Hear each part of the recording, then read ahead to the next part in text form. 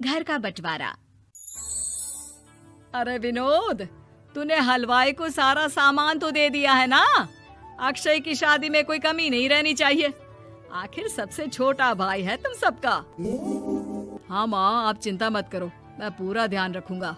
मंगल बेटा, तूने तो कहा था कि फूल का ऑर्डर दे दिया है, यहाँ तो फूल पहुँचे ही नहीं। अब क्या बहू की विदाई के बाद फूल आएंगे? माँ, मैंने अभी बात की है फूल वाले से, वो रास्ते में ही है। आप किशोर भैया से क्यों नहीं कहती कुछ करने को? किशोर पहले ही मेरे बताए काम कर रहा है।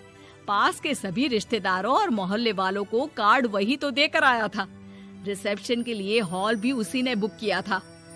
टेंट कुर्सी वालों को भी तो वही देख रहा है। पर कई मोहल्ले वाले तो हमारे भरे पूरे परिवार से जलते भी हैं। उन्हें बुलाने की क्या जरूरत थी? बेटा, शादी ब्याह में तो बुलाना ही पड़ता है, नहीं तो लोग क्या कहेंगे। दादी दादी देखो ना, हलवाई अंकल हमें लड्डू नहीं दे रहे, आप इनको डांटो ना। अरे चैन सुख दे देना बच्चों को लड्डू, क्यों तंग कर रहा है इन्हें? बीबी जी, मैं कहाँ मना कर रहा हूँ, लेकिन लड्डू बनते ही ये बच्चे उठा उठा कर खा लेते हैं। अरे मैं तो इन्हें थाल में रख के परोस भी नहीं पा रहा।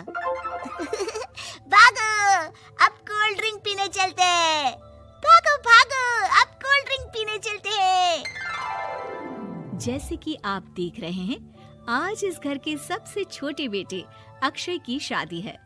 घर में बहुत चहल पहल है। कुलभूषण की बीवी कमला को फुर्सत ही नहीं है कामों से, लेकिन कुलभूषण और घर के बाकी लोग कहाँ हैं?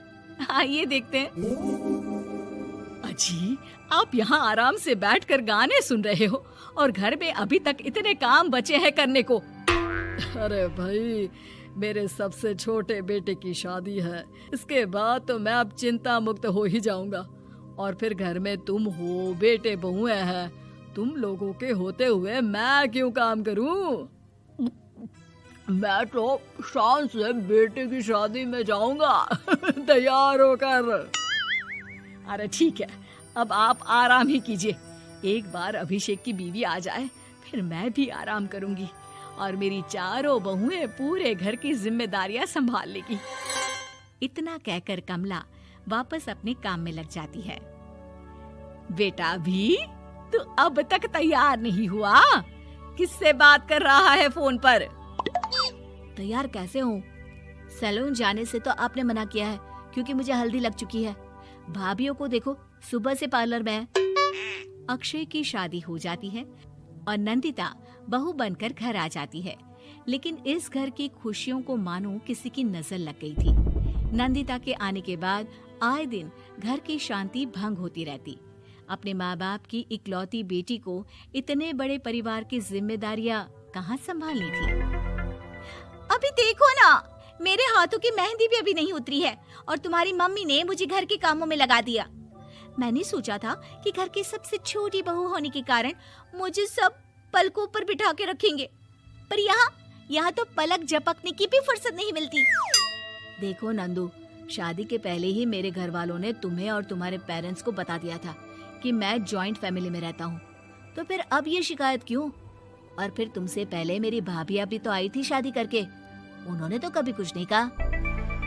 नंदिता तब तो चुप हो जाती है, लेकिन ऐसा बहुत दिनों तक नहीं चलता। अरे नंदिता, माँ बाबूजी की दवाई का टाइम हो गया है, उन्हें दवाई दे आओ और उसके बाद सबके लिए नाश्ता बना देना। पर भाभी, मैं तो अभी अपना फेवरेट सीरियल देख रही हूँ। प्लीज मेरी जगह आप कर लो ना ये काम।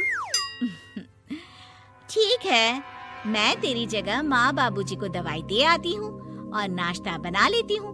तू मेरी जगह पूरे घर की डस्टिंग करके 5 बच्चों को स्कूल के लिए तैयार करके भेज देना और दोपहर का खाना बनाने के बाद कपड़े धोकर सुखा देना।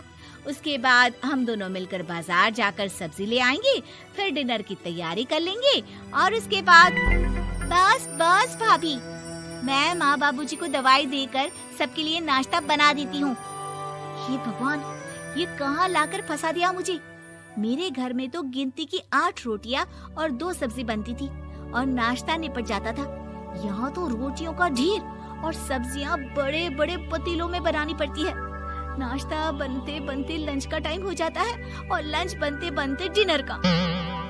अभी मुझ में तुम्हारे पूरे परिवार का नखरा उठाने की और ताकत नहीं बची।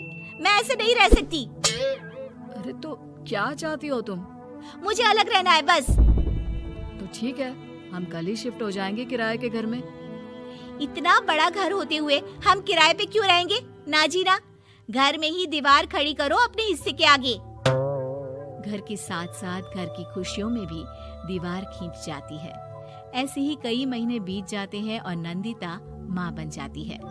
बच्चे के आने से अभिषेक के कंधों पर खर्चों का बोझ आ पड़ता है।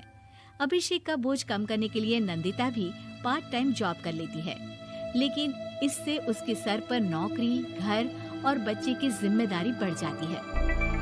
नंदिता, ये क्या है? तुमने घर भी ठीक से साफ नहीं किया, ना ही मेरे कपड़े धुले हैं। चिंटू के बाल भी कटवाने जाना था, देखो उसके बाल कितने बढ़ गए हैं। अरे करती क्या हो पूरा दिन तुम? मैं करती क्या हूँ? तुम्हारा नाश्ता और लंच बनाने के बाद चिंटू को डे केयर सेंटर पर छोड़कर आती हूँ, फिर खुद ऑफिस जाती हूँ। पूरा दिन काम करके आने के बाद बिना आराम किए बाजार से सब्जियाँ लेकर आती हूँ, घर आकर खाना बनाती हूँ, चिंटू को देखती हूँ और क्या करूँ मैं? तो किसने कहा था अपने सर पर इतने काम लेने को? मत जाओ ऑफिस। ऑफिस जाए बिना घर के खर्चे कहाँ से पूरे होंगे?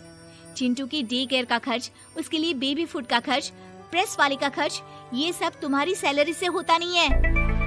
अगर परिवार से अलग नहीं होती तो इतनी मुसीबतें नहीं उठानी पड़ती तुम्हें परिवार के साथ मिलकर काम करने में दिक्कत थी, लेकिन काम तो अब भी बहुत है तुम्हारे सर पर। चिंटू को भी डे केयर भेजने की जरूरत नहीं पड़ती।